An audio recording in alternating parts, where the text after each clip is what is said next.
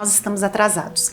A advocacia, como vamos dizer assim, gênero, ela está na advocacia 5.0, mas os advogados e as advogadas não.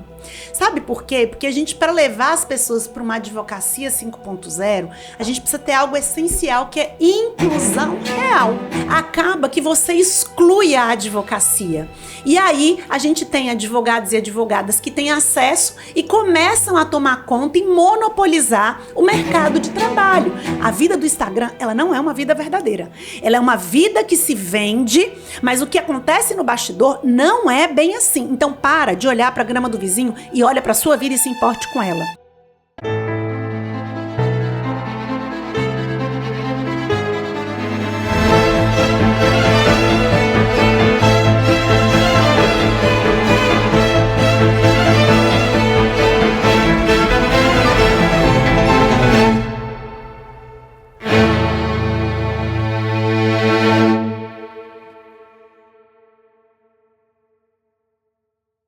Olá, sejam muito bem-vindos ao EJUP. O EJUP é uma escola jurídica que nasceu a partir da inquietação de muitos de nós aqui, pensando sobre a complexidade do direito, mas também sobre todas as mudanças que o direito precisa enfrentar e, por conseguinte, nós, profissionais do mundo jurídico, precisaremos estar preparados para todas essas mudanças. Meu nome é Rossana Fonseca e eu agradeço a você pela sua audiência, por estar aqui conosco. No episódio de hoje do nosso EJUPcast, eu estou recebendo aqui a queridíssima Cristiane Damasceno. Cris, que tem uma história belíssima, não só como professora, que é do mundo jurídico, né, uma pessoa ligada à área acadêmica, mas também tem uma história belíssima na política institucional. Cristiane foi vice-presidente da OAB-DF, do Distrito Federal, inclusive na época em que eu também estive na vice-presidência, era uma colega inspiradora naquela ocasião. Depois, Cristiane foi conselheira federal. Além de conselheira federal, foi presidente da Comissão Nacional da Mulher Advogada, em que fez um trabalho belíssimo durante esse período, Cris. E recentemente, aliás, nós temos isso em comum, recentemente Cristiane concorreu à presidência da OAB no Distrito Federal. E aí eu queria, Cris, obviamente, depois que você cumprimentar aí as pessoas que estão nos assistindo, eu queria que você dissesse pra gente e contasse como é que foi essa sua experiência em concorrer à presidência da OAB do Distrito Federal. Primeiro eu quero cumprimentar você, né? Há quase 9 anos nós caminhamos juntas, nos conhecemos como vice-presidentes, que era um grupo muito coeso e que hoje, né, a gente tem muito orgulho de muitas colegas terem alçado a presidência de muitas seccionais da OAB. Isso para nós é um motivo de super alegria e eu quero te dar parabéns por essa escola que vai ser o futuro, né, e o desenvolvimento da advocacia do Rio Grande do Norte. Obrigada, Cris. Estou muito feliz de você estar aqui e para mim está sendo uma satisfação enorme e uma honra enorme receber você aqui no EJUP. Cris, fala pra gente como é que foi a sua experiência quando você concorreu à presidência da OAB do Distrito Federal. Você sabe que quando eu resolvi concorrer, eu saí do grupo da situação, passei pelo grupo da oposição e eu não tenho nenhuma vergonha, gente, de falar isso, porque a gente tem que estar aonde a gente quiser e aonde os nossos princípios e valores, eles são respeitados. E eu percebi que em nenhum desses grupos eu me encaixava. Foi quando um grupo de colegas, nós resolvemos que eu seria candidata ao ABDF.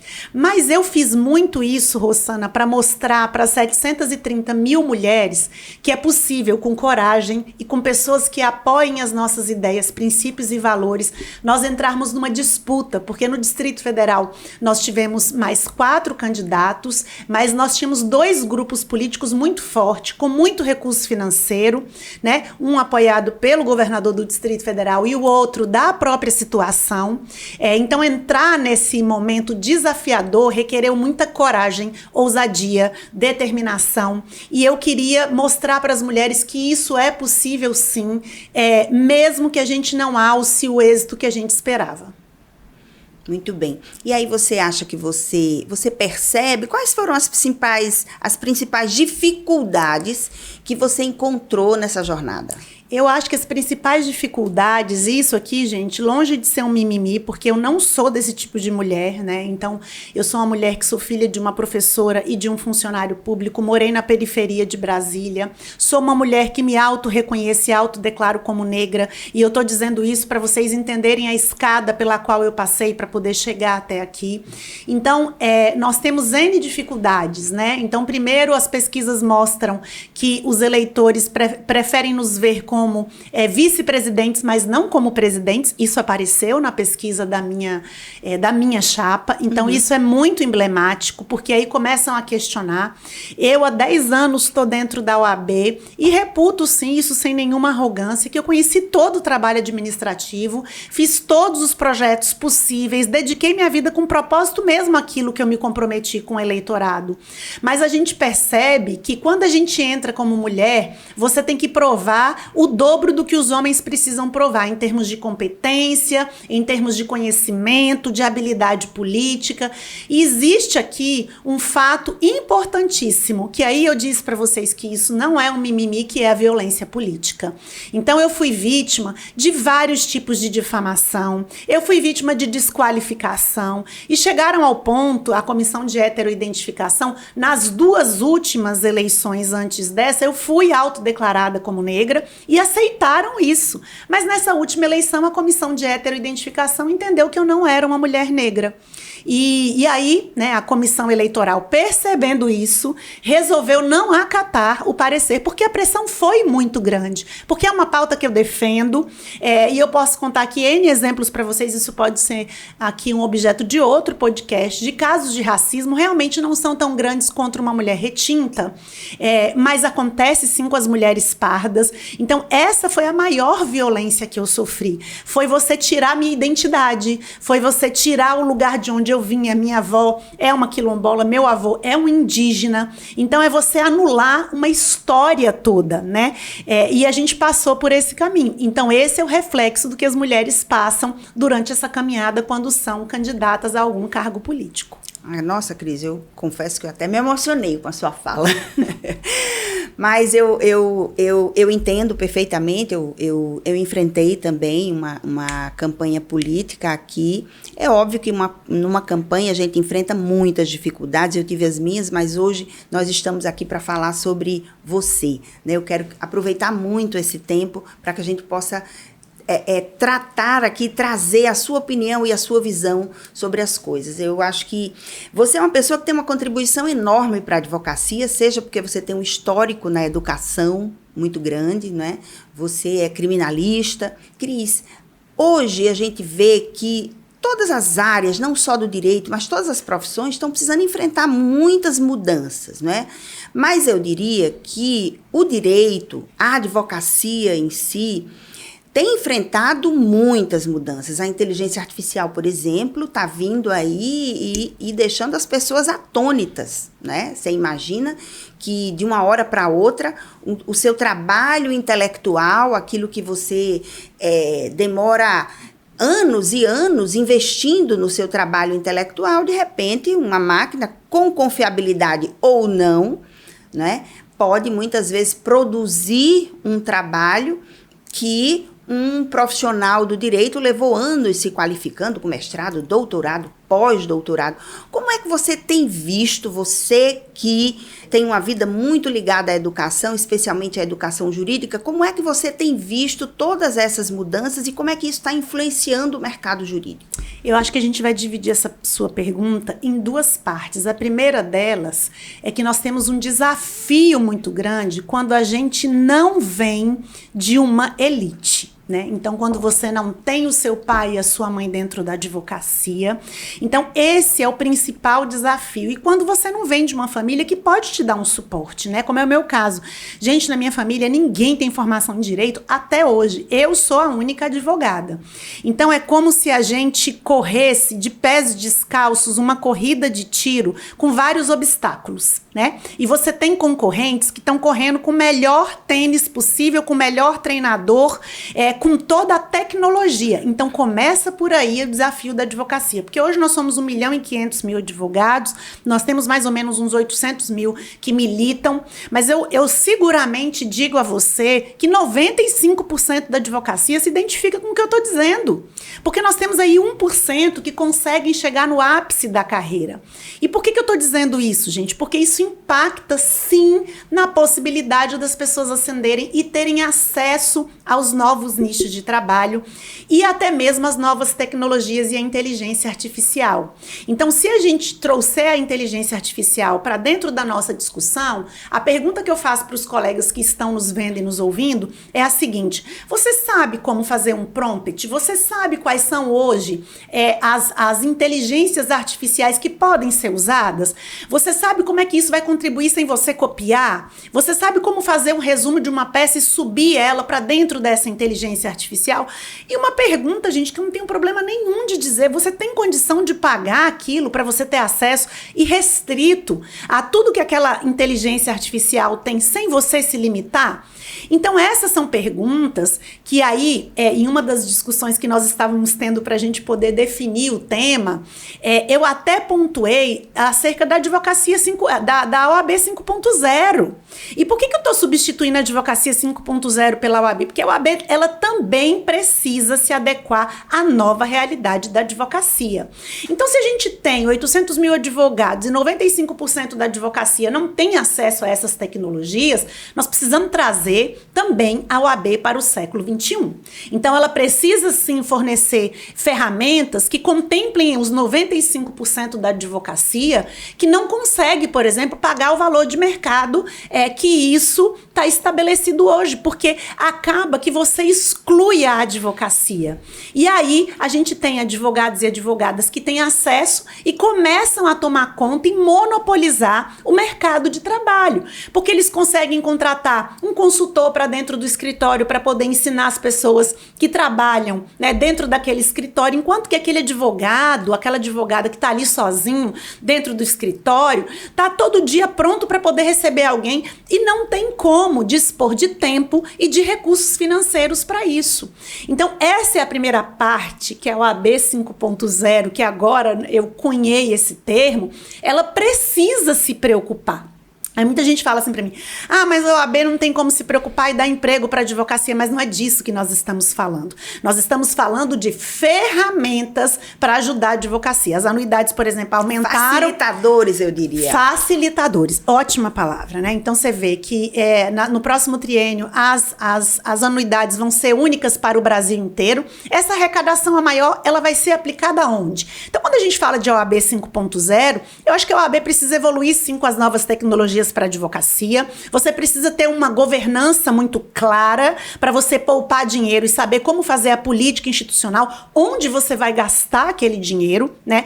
E a gente ter uma preocupação sim com os direitos humanos, a gente incluir a questão de gênero, porque não basta só falar em paridade se as mulheres não conseguem alçar os cargos e serem líderes dos grupos políticos para elas concorrerem à eleição. Então eu acho que essa é a primeira parte da pergunta. A segunda parte é que existe também, gente, é que eu não estou lançando a responsabilidade só sobre a instituição. Observem bem, existe uma autorresponsabilidade. Você sabia que Harvard dá cursos de graça e vivem aparecendo essas notícias no Instagram?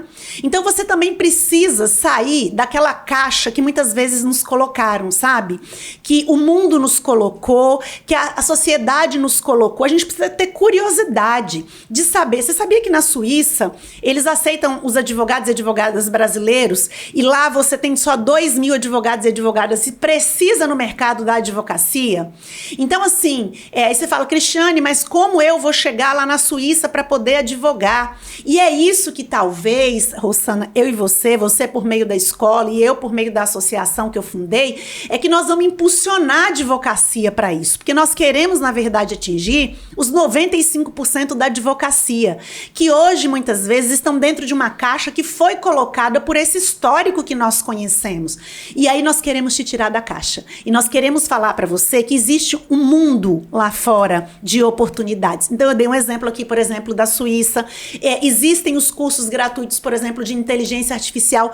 Então, seja uma pessoa curiosa também. Tenha autorresponsabilidade com a sua história. E aí eu trago, para poder encerrar a minha fala nesse momento, que os quenianos, quando eles começam a correr a São Silvestre, eles não se importam com as condições que eles têm. Eles correm na areia quente descalço, eles correm no asfalto descalço, mas eles correm. Então, muitas vezes, a gente está esperando que alguém nos dê um tênis e nos dê toda a tecnologia. Existe a parte da autorresponsabilidade. Corra descalço, corra com obstáculos, corra muitas vezes. E aqui eu dou um exemplo que quando eu pegava ônibus, quando eu estava na faculdade, eu corria de salto atrás do ônibus, porque eu pensava assim, um dia eu vou ter um carro. Eu sentava no ônibus, gente, eu falava, eu vou ter esse carro aí preto, eu vou ter aquele carro ali prata. E eu corria muitas vezes de salto, muitas vezes eu ia pro tribunal e usava a roupa usada das minhas colegas que me doavam, e graças a Deus por isso. Então saia da posição de vítima um pouco também e corra mesmo sem ter as condições ideais. Nossa, que bonito. Então, Cris, você falou sobre muitas coisas e cada colocação sua me vinha à mente algo que pra gente discutir. Mas aí, vamos lá, vamos por partes, como você bem colocou. E aí você falou da advocacia 5.0. A gente está saindo, você acha que a gente está saindo da advocacia 4.0? Ou nós já entramos propriamente, e aí eu me refiro a nós enquanto profissionais. E aí eu falo, a advocacia 4.0, eu vejo aquela em que as pessoas ainda estão muito voltadas e preocupadas em colocar nos seus escritórios sistemas de controle de processos, sistema de administração de processos, aprendendo ainda a lidar com inteligência artificial e adequando isso ao seu conhecimento jurídico. E aí, de um tempo para cá, a gente começa a ouvir falar na advocacia 5.0, né? Que, obviamente, é uma advocacia que leva muito mais em conta o ser humano. E aí, como é que você... E aí eu lhe faço duas perguntas. A primeira é, você acha que nós, no Brasil, já estamos vivenciando essa advocacia 5.0? Ou nós precisamos abrir os olhos e mergulhar nela? E depois disso, eu lhe pergunto, na advocacia, quais seriam as habilidades, as maiores habilidades que o advogado precisaria, muito embora você já tenha falado sobre isso, né? Sobre você correr no calor, correr sem o tênis, mas quais seriam as habilidades que você entende que são importantes para que o profissional, advogado ou advogada, ele precise desenvolver para conviver nesse novo ambiente que se coloca aí? Eu acho que a primeira parte da pergunta, Rossana, a gente tem que deixar muito claro que nós estamos atrasados. A advocacia, como vamos dizer assim, gênero, ela está na advocacia 5.0, mas os advogados e as advogadas não. Sabe por quê? Porque a gente, para levar as pessoas para uma advocacia 5.0, a gente precisa ter algo essencial, que é inclusão real. Então, enquanto você tem 95% da advocacia que ainda está correndo para sobreviver, a gente não pode dizer que a gente tem advogados e advogadas na advocacia 5.0. Não, a gente tem um mundo realmente no 5.0, já caminhando para o 10.0, mas a gente não tem pessoas que estão acompanhando, sabe por quê? Porque nós não temos inclusão. Nós não nos preocupamos, enquanto sociedade, enquanto comunidade, enquanto Estado, fazermos uma inclusão verdadeira. Porque as pessoas, quando elas chegam no poder, e aí eu abro, gente, um parênteses, porque eu tô falando muito sobre isso, elas não se preocupam com o outro, elas não têm propósito. E a gente está no ano eleitoral, presta atenção nas propostas que vocês vão votar, se lá tem a palavra propósito, porque quando a pessoa chega no poder, ela precisa ter um propósito claro, ela quer servir a comunidade, a sociedade, o povo dela por um período. Ela não tá ali por um desejo pessoal, para uma realização pessoal, até porque aquilo te ocupa tanto tempo e muitas vezes não te dá o retorno financeiro que você gostaria de ter, porque não é para ter realmente. Aquilo dali é para você servir. Então, o poder, ele serve para servir. Liderar é servir. Então, enquanto as pessoas não aprenderem essa lição, nós não vamos ter uma verdadeira inclusão, porque ninguém se preocupa com isso.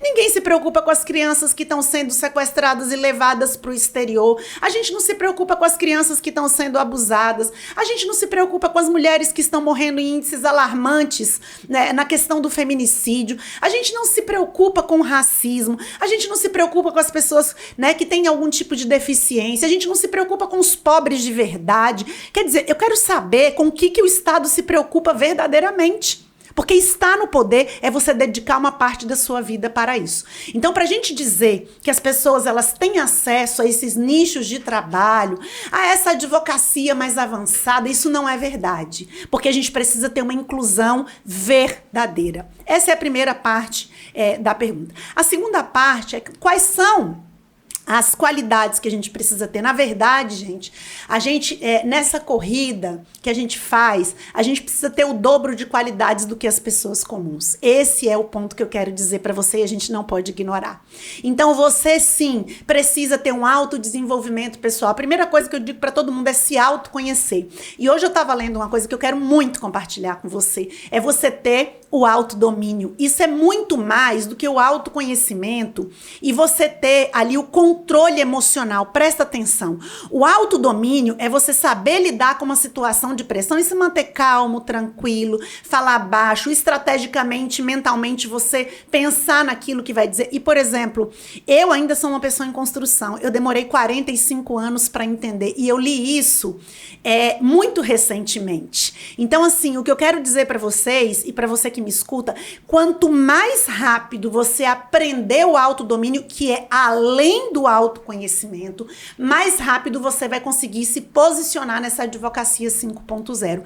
E aí eu acho que o autodomínio, ele traz um monte de coisa, né? Ele traz o autoconhecimento, ele traz o coração ensinável, ele traz a autorresponsabilidade, ele traz uma série de qualidades que são necessárias para as pessoas se posicionarem profissionalmente, relacionalmente e que vão fazer com que elas ganhem mais dinheiro. Muito bom. E aí, falar em ganhar mais dinheiro,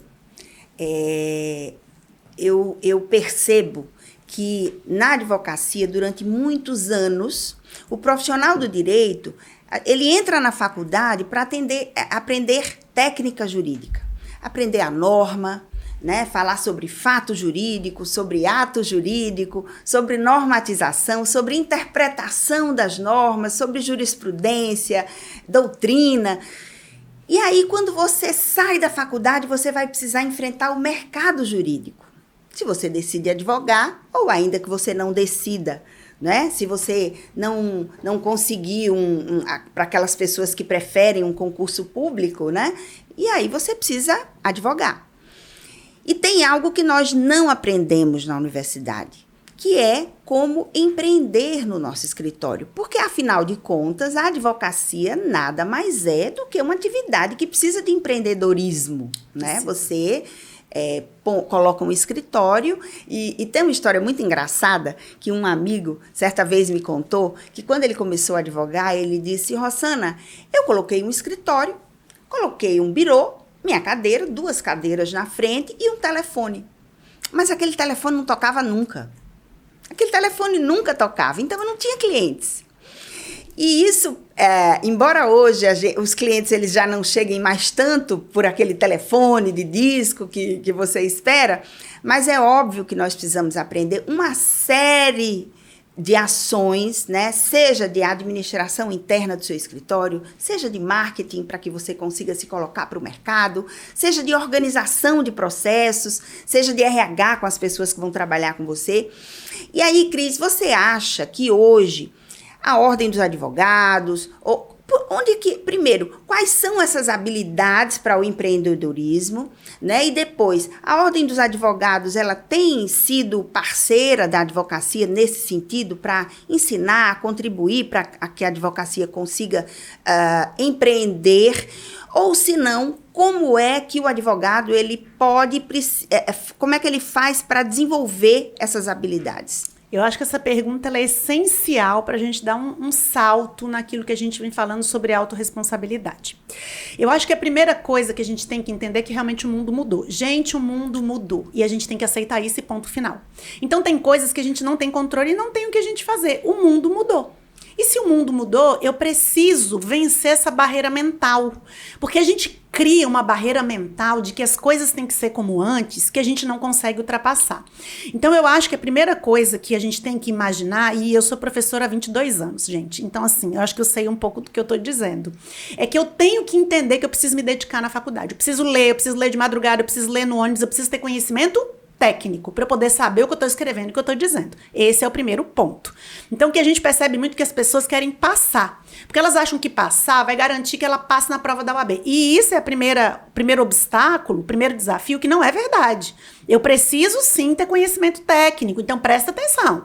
Então, aquela coisa de fazer a faculdade, deixa a vida me levar, a vida leva eu, como é a música do Zeca Pagodinho, não funciona para o mundo real. O segundo ponto é que as faculdades, elas precisam sair da caixa, porque elas precisam ter uma visão e trazer desde já essa modificação do mundo. Mostrar que existe um mundo lá fora, ela precisa mostrar que o mundo mudou e você pode ter paralelo os assuntos e matérias técnicas, sim, matérias práticas, mas não é um núcleo de prática jurídica. Você quer saber a minha opinião? Para mim isso já está obsoleto. Eu acho que a gente tinha que ter um outro formato de prática jurídica. Esse é outro ponto importante também. Para começar a vencer a barreira mental, porque quem cria a barreira mental nos alunos são os próprios professores que não conseguem evoluir e sair da caixa. Então, nós que já somos mais experientes, nós temos que sair da caixa também. A gente tem que mostrar para eles que não é aquele negócio mais da nossa época, igual a gente pegava processo físico, colocava nos carrinhos e saía puxando aquilo dali. Aquilo acabou, agora é tudo virtual. Você não precisa nem estar no escritório para você poder trabalhar. Então, gente, vamos vencer a barreira mental. Eu acho que essa é a primeira coisa. A segunda coisa é que eu também... E aí eu aprendi isso com um amigo, que é o Felipe Baiman, que é muito idealizador da questão do empreendedorismo na advocacia, que a gente precisa ter métodos, sim, que vêm da administração para a gente poder gerir um negócio. A gente percebe, e não é só a gente, os juízes precisam disso, os membros do Ministério Público, para mudarem os fluxos de trabalho e você otimizar o trabalho e oferecer uma prestação jurisdicional melhor.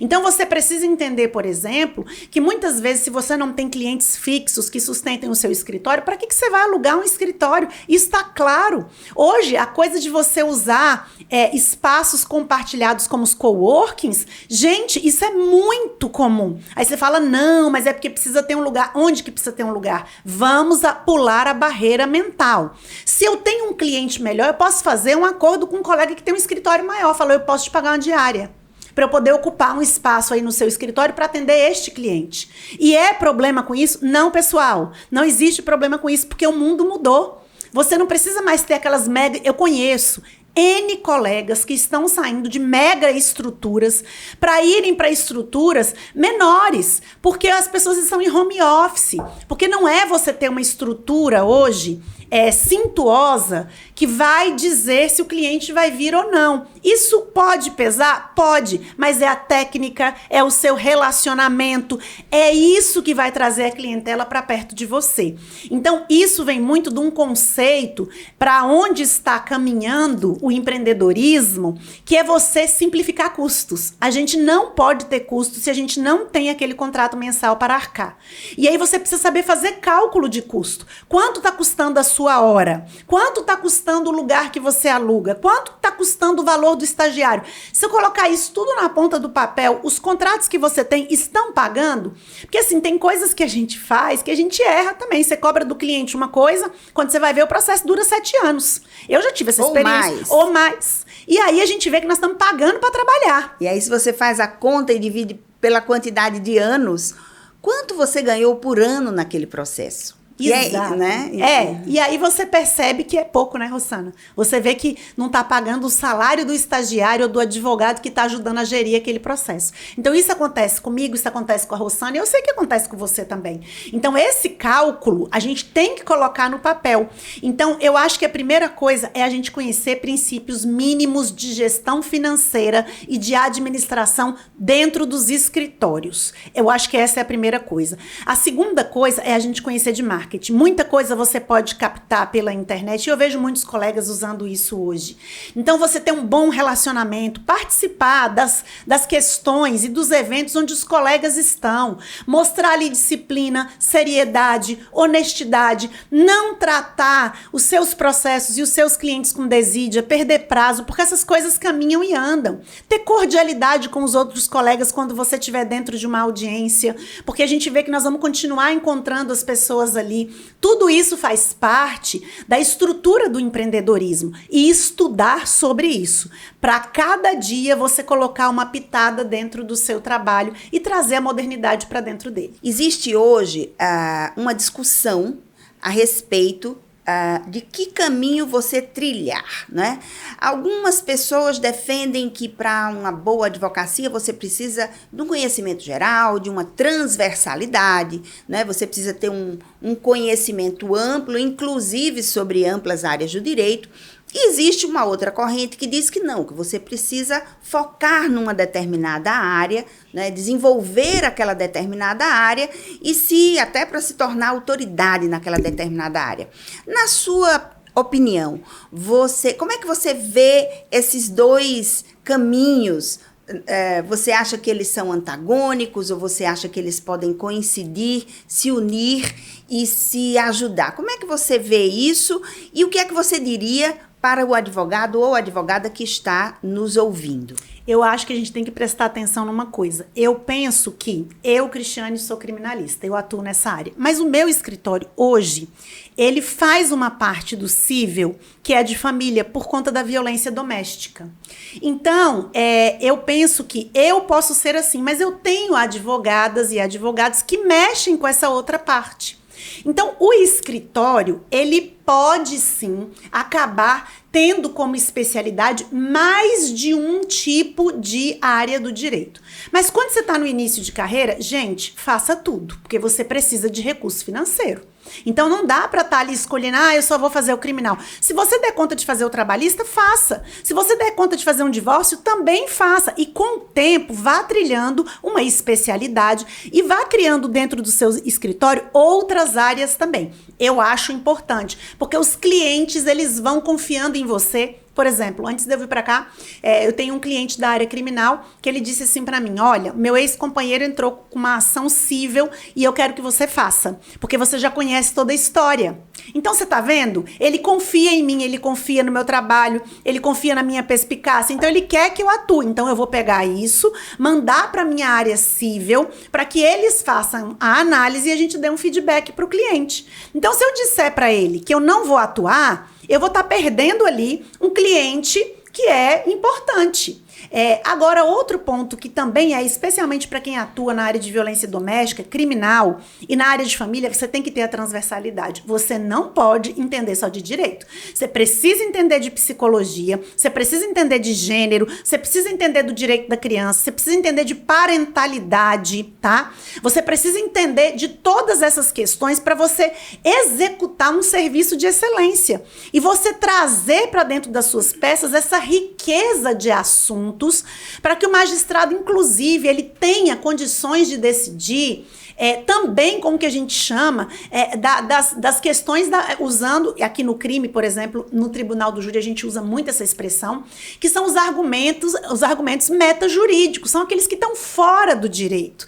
Então, isso é muito importante e eu vejo que a gente precisa ter essa capacidade, né, de ser um camaleão, especialmente no começo da carreira. Pois é. E aí, eu até volto para um assunto que nós estávamos conversando anteriormente, e aí você falava que hoje os professores, eles precisam também se atualizar, né? Nesse mundo novo que nós estamos vivendo. Eu tenho a impressão, Cris, que o advogado jovem que entra no mercado, nesse novo cenário, ele tem uma capacidade, eu não diria nem de adaptabilidade, porque ele já entra nesse mercado com esse formato e com esse cenário que está aí hoje. Eu penso que a grande dificuldade é para você, advogado, que está aí na faixa dos 50 anos, que já advoga há 20, 25, 30 anos, que começou a advogar quando o processo ainda era físico. Então, essa advogada, ele vem passando por inúmeras mudanças, e são mudanças que de um tempo para cá elas passaram a ser muito rápidas, né? Você imagina que o cidadão, a cidadã começou com um processo físico em que ele passava as páginas para lá, para cá, e aí depois ele teve que se adaptar àquele processo virtual, que já era uma dificuldade, né? Alguns colegas já me relatavam essa dificuldade, o quão difícil era você ficar ali olhando sempre na tela do computador. E agora ele se depara não só com isso, né? Primeiro também ainda com a perda da pessoalidade, do contato pessoal, que é uma coisa importante, inclusive, para o ser humano, e agora com a inteligência artificial. Que conselho você daria para esse profissional, para essa profissional, que vem passando por todas essas mudanças e, claro, né, e em muitos casos com muita dificuldade de adaptação a esse cenário novo aí que a gente vivencia hoje? Eu penso que uma das coisas que a neurociência explica, que é muito importante, é a gente ter a vontade de mudar. Então, a gente não pode ter resistência mental, porque a resistência mental, ela vai atrasar você. Ela vai ficar ali na sua cabeça, nossa, por que o mundo mudou? Nossa, por que o processo é virtual?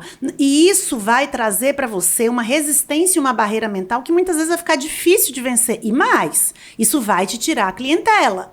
Então, uma coisa que você tem que fazer diariamente é, eu consigo vencer isso. Eu consigo vencer a IA, eu consigo, isso veio para poder me ajudar, isso veio para poder colaborar, isso veio para melhorar a minha vida, isso veio para poder me levar para um outro patamar. Então, vença essa resistência mental de mudança. Porque o que eu percebo hoje, é claro, Cristiane, você entende tudo? Não. Você entende dos 51 sistemas que hoje são geridos pelo CNJ? De jeito nenhum.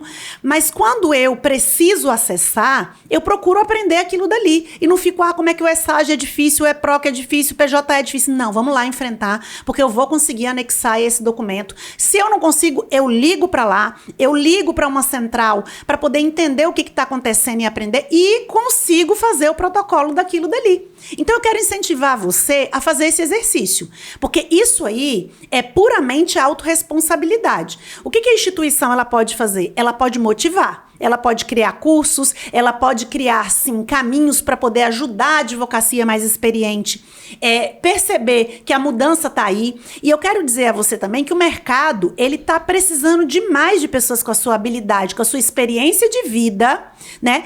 Com a sua habilidade relacional, com a sua habilidade emocional. Mas ele também precisa de gente que está ligada aqui no que está acontecendo no mundo e na tecnologia. Então, deixa eu te falar, você está achando que você está ficando para trás? Não, você tem uma coisa que os jovens não têm, que é a experiência. Então, muitas multinacionais, muitas empresas, inclusive no exterior, elas procuram pessoas com 50, 60 anos que saibam, por exemplo, gerir equipes grandes, que saibam, por exemplo, serem líderes com aquela capacidade de você fazer a gerência emocional e desenvolvimento daquela equipe. Então, você não está atrasado, você está no ponto certo, na hora certa, só precisa vencer essa barreira mental. Muito bom. Cris, você está falando e eu estou aqui pensando em inúmeras coisas que eu acho que você tem muito a contribuir, mas que mensagem, o que você diria ainda? Porque veja só, antigamente o advogado ele ficava muito restrito ali à sua geografia, ao seu ambiente de trabalho. Eu acho que a virtualização dos processos, ela abriu um leque imenso e hoje o seu mercado ele não se restringe só à sua área geográfica, ao seu tribunal. O seu mercado hoje, ele se abriu, então você tem um leque imenso. Existe a possibilidade de você que está nos assistindo ser contratado por alguém que mora no Rio de Janeiro, que mora em São Paulo, que mora na Paraíba, que mora no Ceará, que mora na Bahia, né? E a virtualização traz essa possibilidade, né? E hoje você pode atuar em outros estados. E aí há a advocacia, e você falou no começo que a OAB ela precisa entrar, né, e vislumbrar a advocacia 5.0. E a advocacia, a Ordem dos Advogados, por exemplo, diz que a advocacia não é uma atividade mercantil. E aí, por isso, nós temos inúmeras limitações para essa atividade mercantil. Você não pode atuar com mais de 5 processos em outro estado, né, sob pena de você receber endurecimento da ordem, penalização e tal. E aí você precisa se inscrever naquela ordem. Como é que você vê isso? O mundo hoje abriu essa possibilidade, né, para que o advogado ele possa atuar em vários estados. O que você acha que a ordem poderia fazer para que o advogado ele possa melhor aproveitar essa possibilidade que hoje acontece? Não existe mais essa limitação geográfica. Eu acho que a primeira coisa que eu tenho aprendido é a seguinte: todos nós temos habilidades. Você tem que colocar sua habilidade para jogo. Então, eu tenho as minhas habilidades, a Rossana tem as dela, e você que está nos escutando também tem. Por isso que o autoconhecimento, ele é importante. Então, qual é a habilidade que você tem? Vocês sabem que eu tenho escritório de advocacia, eu tenho mentoria, eu tenho um outlet que é virtual pelo Instagram. Então, assim, eu percebi que eu tinha essa habilidade de ir lá, vender, falar, fazer os vídeos. Então, hoje eu não me restringo só à advocacia. Então, pegue a sua habilidade. Por exemplo, se é um bom comunicador, vá para as redes sociais mostrar que você se comunica bem. Ah, Cristiane, eu quero atuar no direito empresarial. Estude as empresas de determinado ramo. Por exemplo, farmacêutica, empresas que investem na China, que é uma coisa que está super em alta agora. Como é que você faz os contratos internacionais? Como é que é o direito chinês? De quem que eu posso me aproximar, né? Direito espacial, eu só conheço uma advogada que atua com isso em São Paulo. Então, existem vários nichos de trabalho que te tiram do lugar onde você está. Agora, coloque a sua habilidade para fora. Mostre que você veio. Ah, eu tenho timidez. Gente, simplesmente trate com isso. Vá para terapia, converse com um colega que é mais experiente. Tenha um mentor. Você sabia que eu tenho 2 mentoras? Eu não ando sozinha. Quando eu tenho dúvida, porque eu tenho dúvida de como agir em determinadas situações, eu vou lá e me aconselho com elas. Tenha um mentor. Então, assim, eu tenho uma rede de mentorandas muito grande hoje para poder ajudar e colocar as minhas habilidades para fora. Então, essa é a primeira questão. Coloque a sua habilidade para fora. Comece, e aí a gente volta para o empreendedorismo, a perceber quais são o que o mercado está precisando hoje. E aí, eu tenho muito com as minhas mentorandas um teste que é o Big Five, que eu aprendi em um dos cursos que eu fiz, que é um mapeamento para elas entenderem quais são as principais características dela.